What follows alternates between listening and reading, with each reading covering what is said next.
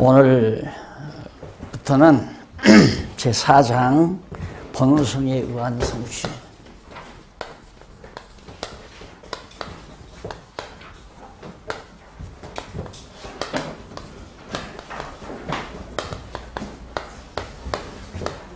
요한복음입니다. 교재는 제14권 7613페이지 펴보시면 되겠습니다. 오늘 처음 오신 목사님들 들어 계신데 지금 우리는 제1장, 2장, 3장에서 마태복음, 마가복음, 누가복음을 공부했습니다. 제4장으로 요한복음을 공부하는데 1장은 마태복음에서 예수님 자신이 당신의 직임, 그리스도의 직임을 통해서 내가 그리스도다라고 증거하는 내용이 마태복음이었다고 했습니다.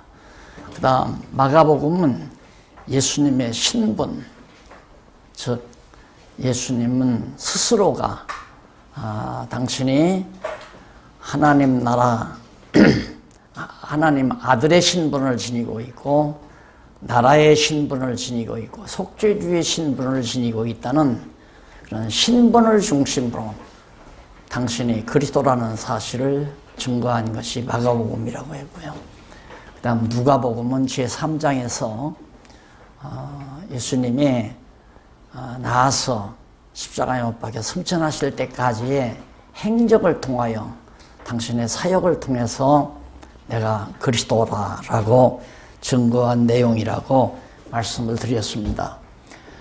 이제 제4장에서는 본성에 의한 성취인데 이 본성이라고 하는 것은 본래의 속성입니다. 예수님이 가지고 계신 본래의 속성이 신성이냐 인성이냐 이것은 기독론에 있어서 매우 치열한 논쟁거리가 됐던 일입니다. 그래서 결국은 예수님은 참 신이며 참 인간이다라고 하는 어정쩡한 결론을 맺고 그 외의 것은 다 이단으로 취급해버리는 아주 심각한 문제가 달려있는 내용이 요한복음에서 다뤄집니다. 요한복음은 본성 자체가 무엇이냐, 예수의 속성을 말하는 게 아니라 예수님이 가지고 계시는 본래의 속성이 뭐냐라고 하는 그런 진리를 요한복음에서 밝히면서 그렇기 때문에 나는 이런 속성을 지니고 있기 때문에 그리스도다라고 증거하는 내용이 요한복음이라고. 그래서 요한복음을 보면 1장에서부터 21장까지 나오죠. 그래서 11장까지는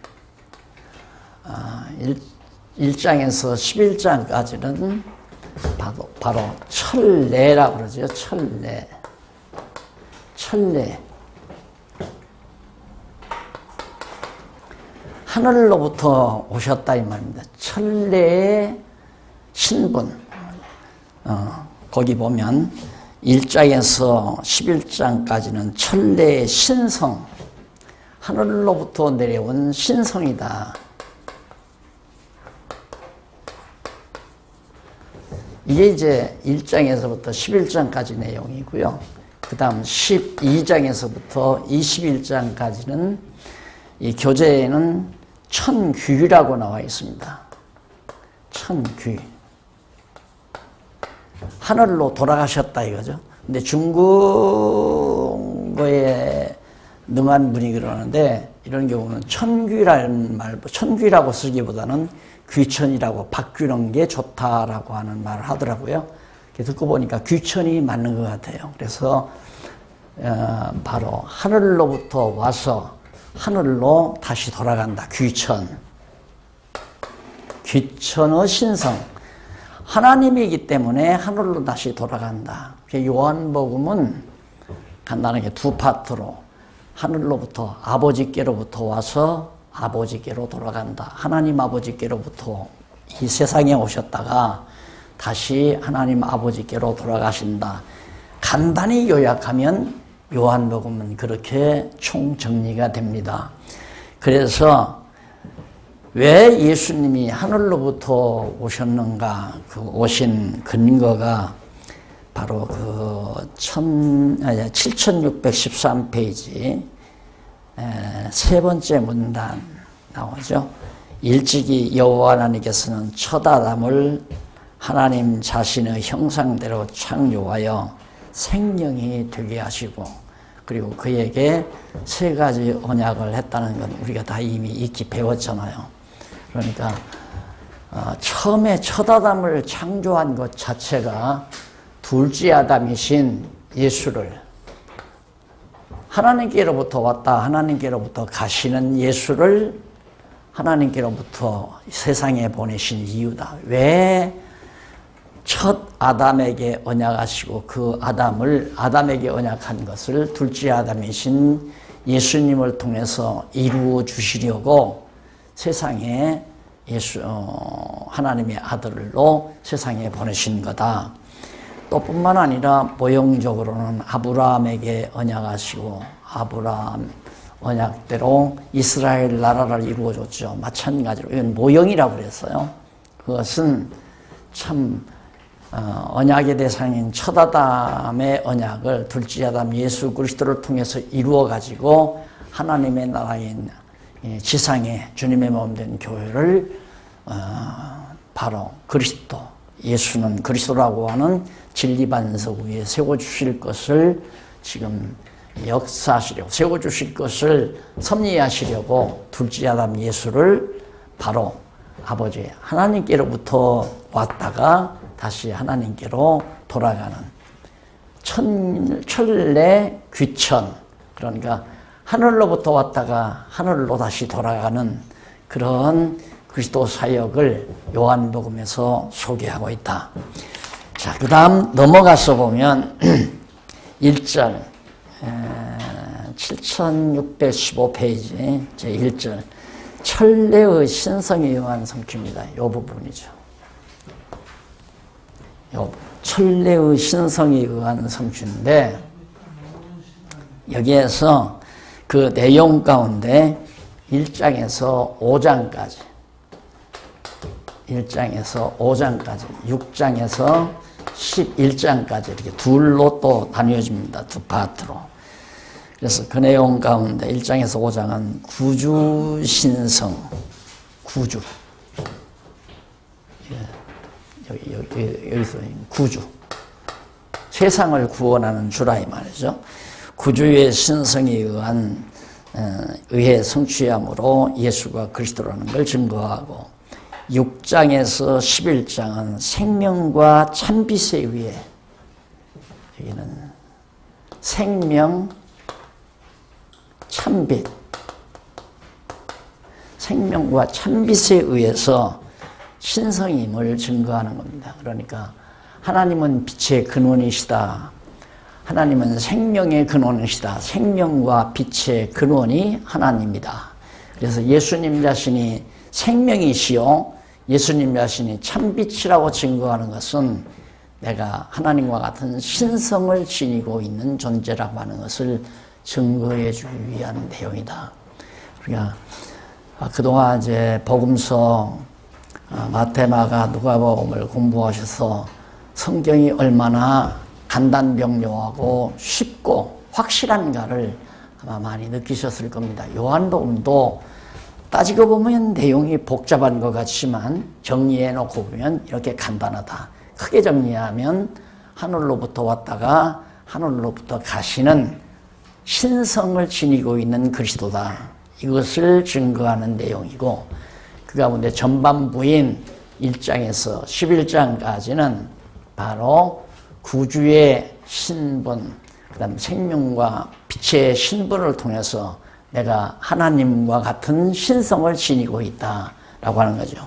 구주는 하나님만이 세상을 구원하는 분이기 때문에 신성이라야 세상을 구원해 주는 거 아니겠어요? 그 다음 생명의 근원이시요, 그 다음 빛의 근원이신 하나님이 생명과 빛의 근원이듯이 이 세상에 오신 예수님도 생명이시요 참 빛이시다라고 하는 걸 증거해 주는 겁니다. 증거하는 이유는 내가 신성을 지니고 있다. 난 사람이 아니다 이 말이에요. 내가 인간의 몸을 입고 이 땅에 왔지만은 내 본성만은, 본래의 속성만은 하나님이다라고 하는 사실을 밝혀주는 내용이 바로 1장에서 5장까지 나옵니다. 이 1장에서 11장까지 넘어가서 구주의 신성에 의한 성취 내용이 나와요. 7616페이지. 거기 보면 구주의 신성에 의한, 이 구주가 바로 신성이다. 하나님이다 이 말이죠. 신성을 지니고 있는 하나님이다.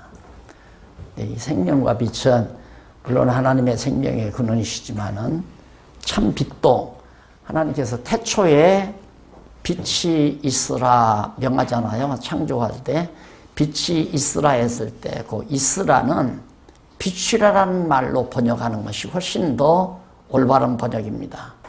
빛이 있으라라는 말은 없었던 빛이 있으라라는 말이기 때문에 번역이 잘못된 거예요. 그러니까 빛이 비추라라는 말은 이미 있는 빛을 밝혀라, 비추라 그 말이에요. 이게 영원한 생명의 빛 되신 하나님의 빛이 비추어져라 그런 뜻이죠. 그러니까 빛은 피조물이 아닙니다. 태양은 물론 피조물이죠. 태양은 피조계의 발광체라고 그러죠. 그러나 창조 당시에 지어놓은 그 빛은 지은 게 아니라 생명, 빛의 근원이신 하나님의 그 빛을 비추라고 명하시니까 비춰지자 어둠과 빛이 갈라지는 그런 역사가 나타나는 거죠. 창조 때.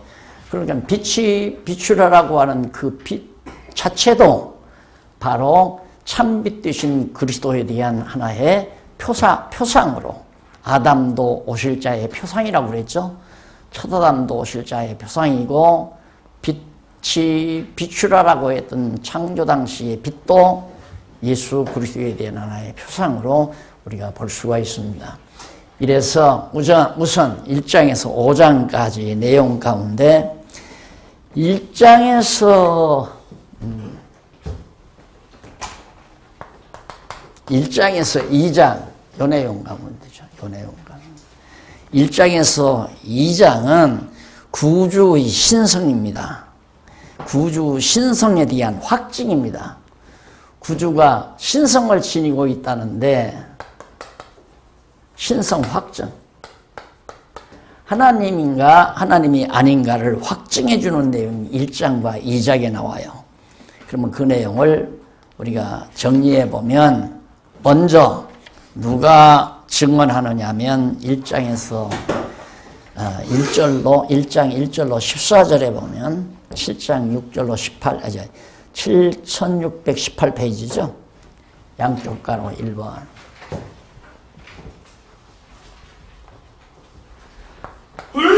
양쪽 가로 1번에 사도 요한이 증언한 요한이 증언 1장 1절로 14절까지가 사도 요한이 구주 신성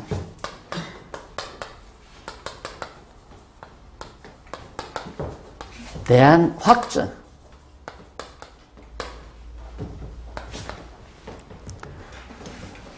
누가 증거하냐면 사도 요한이 먼저 증언합니다. 그런데 1장 1절로 5절에 보면 밑에 나오죠. 1장 1절로 5절에 태초에 계신 말씀의 본체 및 능력과 본질에 대해 증거합니다. 잘 아시는 대로 한번 중요한 내용들이에요. 물론 성경이 다 중요하지만은 짧은 내용 속에 깊은 의미가 담겨져 있기 때문에 하나하나 읽어보겠습니다. 1절에 보면 태초에 말씀이 계시니라 이 말씀이 하나님과 함께 계셨으니 이 말씀은 곧 하나님이시니라. 그러니까 하나님이 뭐냐? 말씀이다 이 말이에요. 여기서 말씀이란 말을 원어에서는 로고스라고 그러죠. 로고스가 말씀인데 하나님이 말씀이다. 로고스다. 근데 태초에 말씀이 계셨다. 태초에. 그런데 우리가 이 태초란 말에 대해서 보통 생각하기를 하나님께서 천지만물을 창조하실 때 창세기의 태초와 요한복음의 태초를 달리 설명하려는 분들이 많이 있더라고요. 그런데 그게 아니고 태초는 영원한 때 한 시점을 말해요. 어차피 참으로 존재하는 것은 영원한 것이 존재하는 거거든요. 그 영원한 스스로 계신 하나님께서 어느 시점에 그 영원한 안에서의 어느 시점입니다. 그게 바로 태초라고 명명한 거죠. 그래서 그 태초에 말씀이 계셨는데 영원한 시점에 하나님의 말씀이 곧 하나님이었다 하는 얘기고요. 그가 태초에 하나님과 함께 계셨고 만물이 그로 말미암아 지은 바 되었으니 그 말씀으로 만물이 지은 바 됐다. 하나도 그가 없이는 된 것이 없느니라. 그 말씀이 없이는 절대로 천지 만물이 만들어진 것이 없다. 그래서 그 말씀이란 도대체 뭔가에 대해서 이쪽 7819페이지 거기 보면 중간 조금 못 미쳐서 앞부분에 보면 헬라어 로고스 나오죠. 로고스라고 하는데 말씀 로고스라고 하는데 바로 사전적 의미가 로고스가 뭐라고 그러느냐 그 헬라 말입니다. 로고스가. 그런데 사전적 의미로는 주제 또는 논의, 동기, 의미, 계산, 의도 등의 뜻이지만 여기서 제 마음에 가장 가까이 와 닿는 게 의도입니다. 하나님의 의도, 뜻이란 말이죠. 의도 등의 뜻이지만 성경적 의미로는 하나님의 생각, 사상 또는 계획과 작정 등이 함축된 만사 만물의 근원적인 영원한 뜻으로 존재하시는 하나님을 말한다. 그러니까 영원하신 뜻으로 존재하시는 하나님을 로고스라고 그렇게 이해를 하시면 됩니다. 그러니까 태초에 말씀이 계셨는데 이 말씀이 곧 하나님이다. 그러니까 하나님의 뜻이나 하나님이나 같은 거다 이 말이죠. 뜻을 가지고 계시기 때문에 하나님이란 얘기입니다. 이게 하나님이 어떤 형상이 있는 것도 아니고 만질 수 있는 존재도 아니고 하나님은 말씀으로 계신데 그 말씀이란 하나님의 뜻이 담긴 내용을 의미하는 것이다. 그래서 이 말씀이 하나님과 함께 계셨으니 이 말씀이 곧 하나님이다. 하나님의 뜻이 곧 하나님이라는 얘기예요. 따라서 이 말씀이 하나님과 함께 말씀이 곧 하나님이시라고 증언한 것은 만사 만물의 근원적인 영원한 뜻이 형상이 없으신 하나님과 함께 계셨을 뿐 아니라 곧 하나님 본체라는 뜻으로 증언한 것이다. 이렇게 되면 잘못하면 자연신으로 이해하게 되지만 그건 아니에요. 자연신과는 저는 모르요. 그래서 뭐 풀도 신이고 나무도 신이고 동물도 신이고 산도 물도 다 신이다. 이 자연신론자들과 만나는 말이 아니라 이 자연이란 하나님의 뜻을 드러낸 하나의 표적이에요. 하나님의 뜻이 나타난 것. 그러니까 나무가 신은 아니죠. 하나님의 피조물이고 물도 산도 모든 물건은 하나님의 피조물이지 말씀대로 지어진 피조물이지 그것이 하나님 자체는 아니다 라는 얘기입니다. 그런데 자연신론과는 저는 거리가 먼 얘기입니다.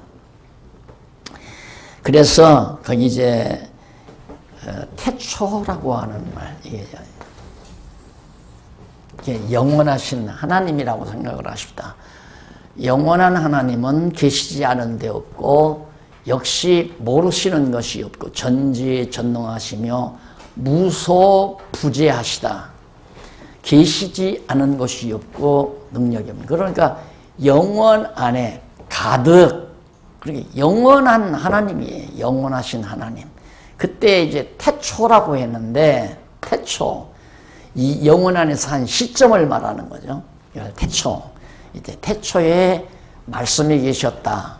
그러니까 하나님께서는 천지 만물을 창조하려고 하실 그때에 바로 말씀이 있었다. 태초에 하나님 말씀이 계시니라. 이 말씀이 곧 하나님과 합이, 왜 영원하신 하나님과 같이 있었을 거 아니에요. 그런데 이 태초가 영원한 것은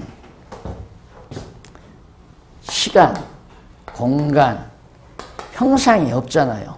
영원한 것은 시간과 공간과 형상이 없어요. 그래서 이 영원하신 하나님의 말씀이 시간과 공간과 형상화되는 거, 이걸 창조라고 한다 이 말입니다. 창조, 이 태초에 시간이 시작되고 공간이 생기고 형상이 이루어지는 것을 하나님의 창조 섭리로 우리가 이해하는 거죠. 그래서 우리는 창조란 뭐냐? 영원한 것이 시간과 공간과 형상화되는 것, 형상화되는 것. 심판이란 뭐냐? 시간과 공간과 형상이 영원화되지는 것.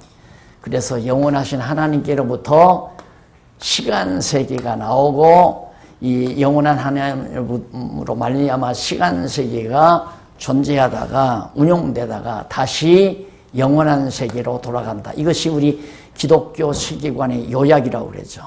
그러니까 영원한 하나님의 말씀이 시간과 공간과 형상으로 계시됐다가 계시된 시간과 공간과 형상이 하나님의 능력으로 존속되고 운용되고 섭리되다가 다시 이것이 영원한 세계로 돌아가 버리고 만다. 시간과 공간과 형상적인 것이 영원화되어 버리는 것이 마지막 심판이다. 이렇게 우리는 전 우주와 세계를 그렇게 이해하고 넘어가는 요한복음 여기를 통해서. 자, 그 다음 이제 보면 그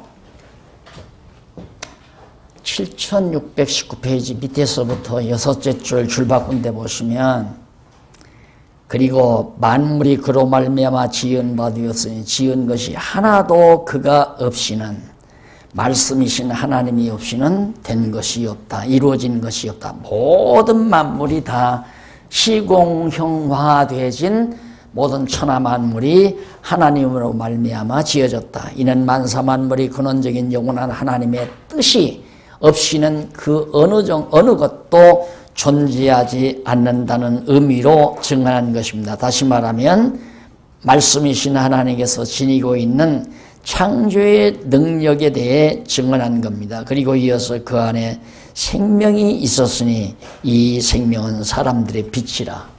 생명과 빛 나오죠? 생명과 빛.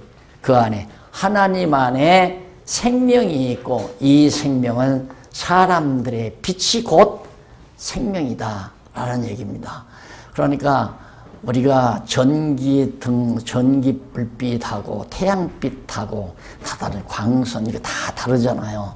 별빛도 다르고 달빛도 다르고 그런데 그 빛하고는 완전히 차원이 다른 사람들의 빛이 곧 생명이라는 얘기예요. 그러니까 생명의 근원으로부터 생명의 빛이 우리에게 비춰지자 역시 우리는 생명체가 된 거죠.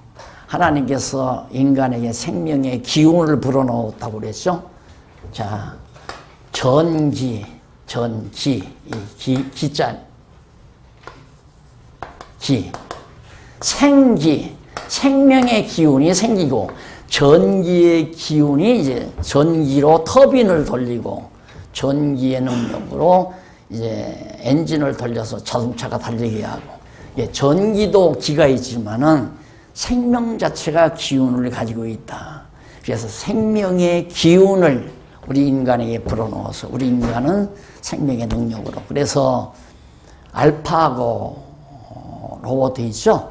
알파고가 인간보다 우월한 존재가 된다고 망상을 하고 있는 거예요. 지금 과학자들이. 알파고는 전기의 힘에 의해서 움직이는 거예요. 인간은 하나님의 생명의 기운에 의해서 움직이는 거고, 움직이고 활동하고 전혀 본질이 달라요. 그걸 모르니까 과학자들이 금방 떤다 이 말입니다. 마치 하나님이 인간을 짓듯이 인간보다 더 우월한 알파고를 만들어서 세상을 정말 아름답게 만들 수 있는 새로운 세계를 만들어간다. 그래서 완전히 인간을 하나의 물질로 보는, 조작품으로 보는 잘못된 과학 만능 세계가 오늘 기독교를 전부 지금 망가뜨려가고 있단 말이에요. 이런 문제에서 우리 지도자들이 정확하게 뭐가 다른가? 과학자들이 말하는 알파고와 우리 하나님이 지어놓으신 창조주 인간과 피조물인 인간과 어떻게 다른가? 하늘과 땅 차이로 달라요.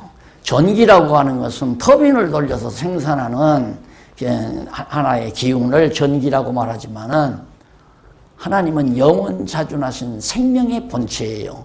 생명의 근원이신 하나님께로부터 그 능력의 기운을 받아 생명을 받는 게 아니에요. 우리가 그러니까 지금 살아있다고 하는 것은 하나님의 생명과 똑같은 생명이 아니에요.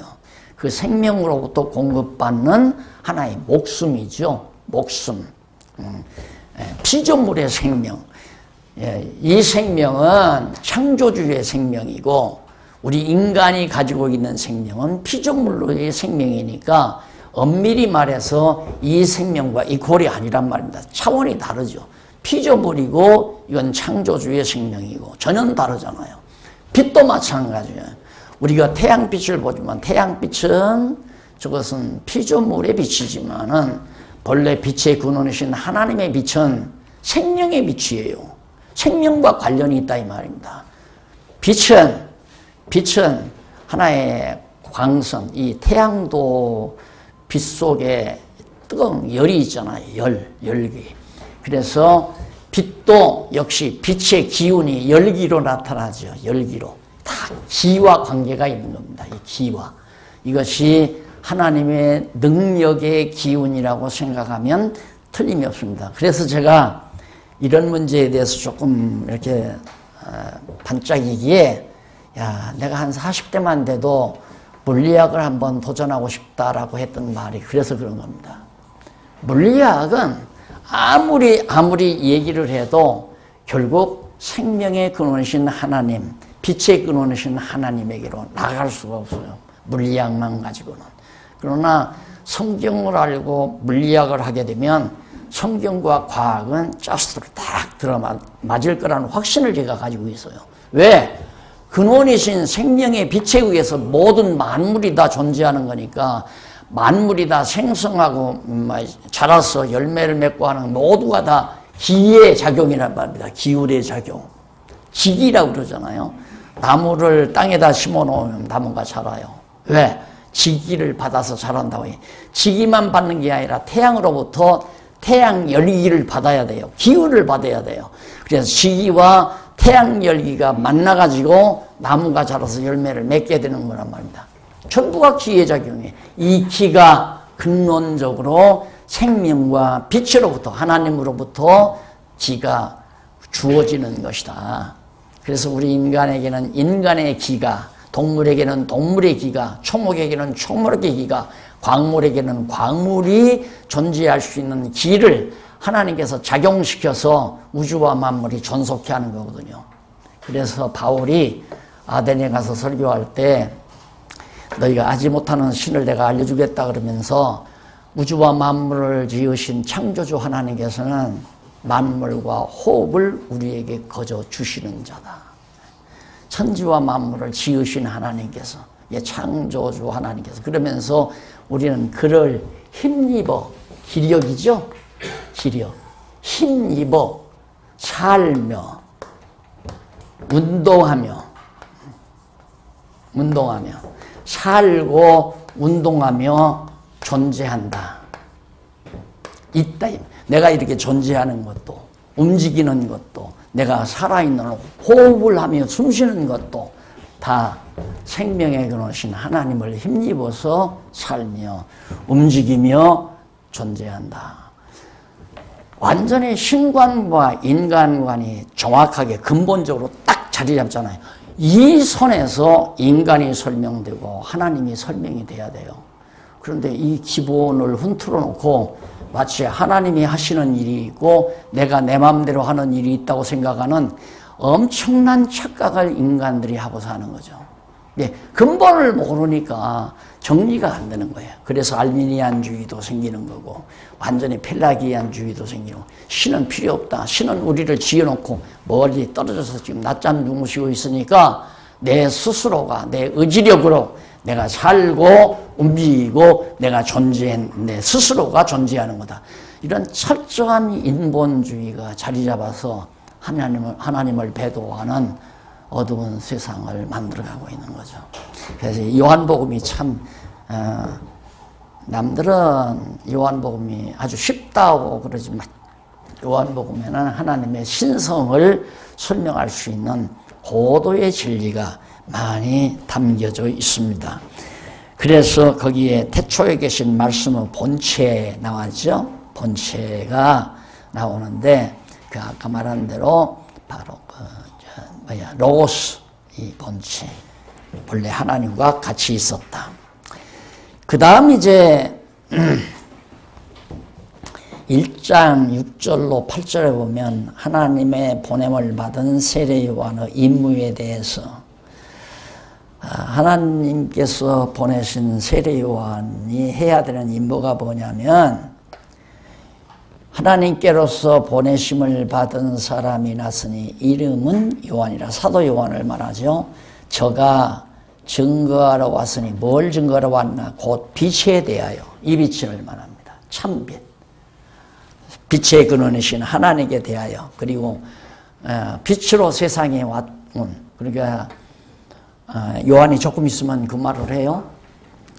빛이 세상에 빛이 되 어둠이 깨닫지 못했다. 빛이 세상에 빛이었단 말은 참 빛 되신 예수 그리스도가 이 땅에 오셨단 말이거든요. 왔는데 태양빛을 보면 밝다, 흐리다라고 하면서 참 빛 되신 예수님이 왔는데 어둠들이 빛이 왔는지 안 왔는지 깨닫지를 못한다 이 말이에요.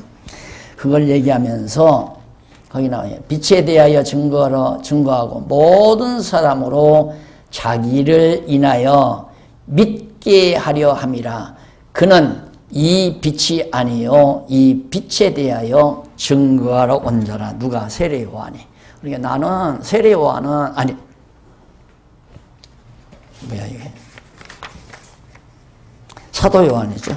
사도 요한이 이 땅에 온 것은 빛에 대하여 증거하러 왔고 빛을 증거함으로 사도 요한이 증거하는 그 증거를 듣고 빛 대신 예수 그리스도를 믿게 하려고 나는 사도 요한이 지금 증거하는 것이다. 그러니까 바로 예수 그리스도가 참 빛이요 참 생명의 빛이라는 사실을 사도 요한이 증거하는데 여기 보면 요한의 증언 뭘? 구주라는 사실을 믿고 구원 얻게 하려고 왔다. 그러니까 참 생명이시여 빛이신 예수 그리스도를 믿음으로 말미암아 구원 얻게 하려고 세례 요한 자기 자신이 지금 증거하러 온 것이다.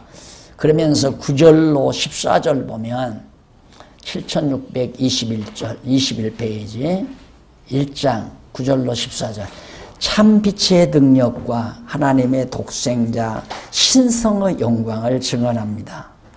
참빛 곧 세상에 와서 각 사람에게 비추는 빛이 있었나니 그가 세상에 계셨으며 세상은 그로 말미암아 지은 바 되었으되 세상에 그를 알지 못하였고 예수가 빛으로 이 세상에 오셨지만 온 세상이 그리스도를 몰랐다. 11절 자기 땅에 오매 자기 백성이 영접지 아니하였으나 영접하는 자 곧 그 이름을 믿는 자 예수 그리스도의 이름을 믿는 자에게는 하나님의 자녀가 되는 권세를 주셨으니 이는 혈통으로나 육정으로나 사람의 뜻으로 나지 아니하고 오직 하나님께로서 난 자들이니라. 그러니까 참빛으로 오신 예수 그리스도를 믿는 자는 모두가 다 하나님의 자녀가 되는 권세를 주었다. 그런데 이 하나님의 자녀가 되는 것은 혈통 따라 아브라함의 혈통을 따른다든가 아니면 야곱의 혈통을 따른다든가 육신의 혈통을 따르는 자가 아니라 하나님께로서 난 자, 성령으로 거듭난 자들을 말한다.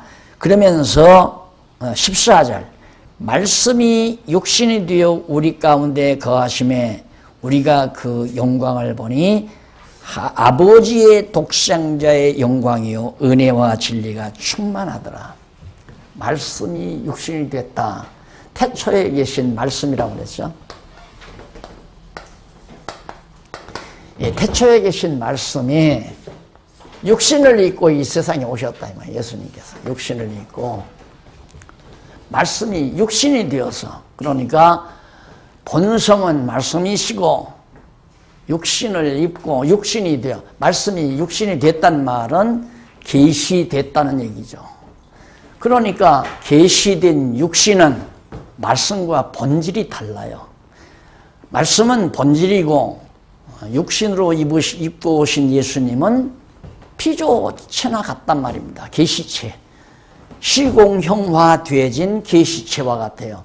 그런데 이거를 대등하게 놓고 참 하나님, 참 인간, 수평선 위에 같이 대등하게 놓고 이분법적으로 예수님의 속성을 설명한 과거 교부들의 생각은 매우 잘못된 것이죠. 말씀은 영원한 것이고 입으신 육신은 시한적인 것이죠. 죽고 없어질 것이란 말입니다. 그런데 어떻게 그걸 신성과 인성을 대등하게 놓고 설명하느냐. 이게 납득이 안 가는 거예요. 이게 이제 왜 그런 서구 신학자들의 버르장머리가 왜 생겼느냐 하면 플라톤의 이디야 사상 이게 이제 바로 이디야 사상과 그다음 그 이디야 사상에 의해서 보이는 것과 보이지 않는 것 이걸 이분법으로 이해를 해 가는 거예요. 그러다 보니까 그것이 이제 서구 철학의 연구 방법이 돼 가지고 성경도 그런 식으로 자꾸만 왜 그때는 성경이 요한복음도 없었잖아요. 요한복음이 없는 때란 말입니다. 그 뒤에 이제 플라톤 이후에 요한복음이 기록된 거니까 예수 오신 이후에 그래서 서구 신학 가지고는 해결되는 게 하나가 없어요. 아무것도 해결이 안 돼요. 그러니까 결국에는 문서설로 빠져버리잖아요. 신정통주의 신학 해가지고 새롭게 판을 다시 짠 신학이 신정통주의 신학이란 말입니다. 이래가지고 세계 개신교를 다 망쳐놔 버렸잖아요. 한국교회도 지금 그래서 망가지는 거거든요. 신정통주의 때문에. 그러니까 서구 신학의 머리로는 절대로 성경을 성경대로 못 본다. 너무 쉽지 않아요. 말씀은 영원한 거고 말씀이 육신을 입고 오셨다. 말씀이 육신이 되어 세상에 오셨다면 육신을 입은 것은 2000년 전에 예수님이 마리아의 몸을 통해서 육신을 입은 거란 말입니다.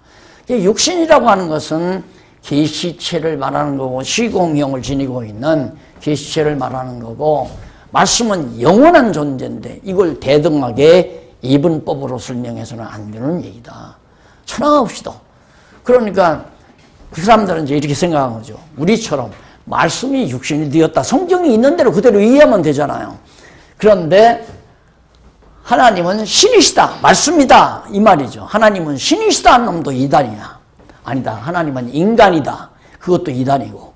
그러니까 편협적으로 둘을 아우를 수 있는 두뇌가 모자라는 거죠. 두뇌 기능이. 두 개의 이론을 하나로 접합해서 일률적으로 설명하는 기능을 못한다 이 말입니다. 왜? 어려서부터 플라톤의 사상에 얽매여가지고 신화, 그리스 신화 있잖아요. 그 신화에 다 빠져들어가기 때문에 애당초부터 자랄 때부터 아야 두뇌가 이분법 두뇌로 딱 갈라져 있어요. 서구 신화. 그래서 문화, 경제, 교육 모든 분야에서 철학, 종교 모든 분야에서 전부가 이분법입니다. 전부가 다. 그러니까 다시 판을 짜는 게 아니라 성경대로 짜야 돼요. 성경은 이분법이 아니거든요. 어디까지나 영원한 것과 시공영의 것으로 정리가 되는데 이 이분법으로 나눠질 수 있는 게 아니잖아요. 이건 영원한 것이고 이것은 시공영의 것이고 시한적이고 잠시 있다가 없어질 것이고 그러면 이렇게 설명을 해야 하나로 빠져나가는 거 아니겠어요? 그래서 여기 본성이란 말, 예수의 본성은 하나님이다 이 말이에요. 하나님이다. 본성은 하나님인데 하나님이 계시를 위해서 인간의 몸을 입고 이 땅에 오셨다. 그것이 말씀이 육신이 되어 오셨다 그런 얘기예요. 그러니까 육신이 되어 오신 예수님을 생명으로 보지 못하는 사람도 있고 빛으로 보지 못하는 사람도 몰라보는 거죠. 그래서 예수를 십자가에 못 박아 죽여버리잖아요. 몰라보니까. 그래서 바로 9절로 14절 참빛의 능력과 하나님의 독생자 신성의 영광을 증언합니다. 그게 누가? 세례 요한이 참빛 곧 세상에 와서 각 사람에게 비추는 빛이 있었나니 그가 세상에 계셨으며 세상은 그로 말미암아 지은 바 되었으되 세상이 그를 알지 못하였고 자기 땅에 오매 자기 백성이 영접지 아니하였으니 영접하는 자 곧 그 이름을 믿는 자 하나님의 자녀가 되는 권세를 줬다. 이는 혈통으로 나는 것도 아니고 육중으로 나는 것도 아니고 사람의 뜻으로 나지 아니하고 오직 하나님께로서 난 자들 거듭나고 중생한 자들이라 이 말이죠. 14절 말씀이 육신이 되어 우리 가운데 거하심에 우리가 그 영광을 보니 하나님의 독생자의 영광이더라. 예수 그리스도를 바르게 보기 보면 하나님의 아들 신이신 하나님의 아들 역시 신이 났으니까 신 아니에요. 바로 신이신 하나님의 아들의 영광을 우리가 볼 수 있게 된다. 이것이 참 빛을 비춰야 보여지는 거예요. 태양빛으로는 안 보여요. 전등빛으로도 안 보이고 아무리 성경책 굵은 글씨로 써있는 성경책을 전등불 밑에서 성경을 보아도 안 보인다 이 말입니다. 하나님의 영광이 보일 수가 없다. 그래서 바로 세례 요한이 참빛 되신 그리스도를 증거하는 내용이 바로 그 부분에 나와 있고요. 사도 요한이. 그 다음 이제 두 번째가 1장 15절로부터 42절까지 세례 요한이 증언하는 내용이 나옵니다. 이 부분은 차 한 잔 드시고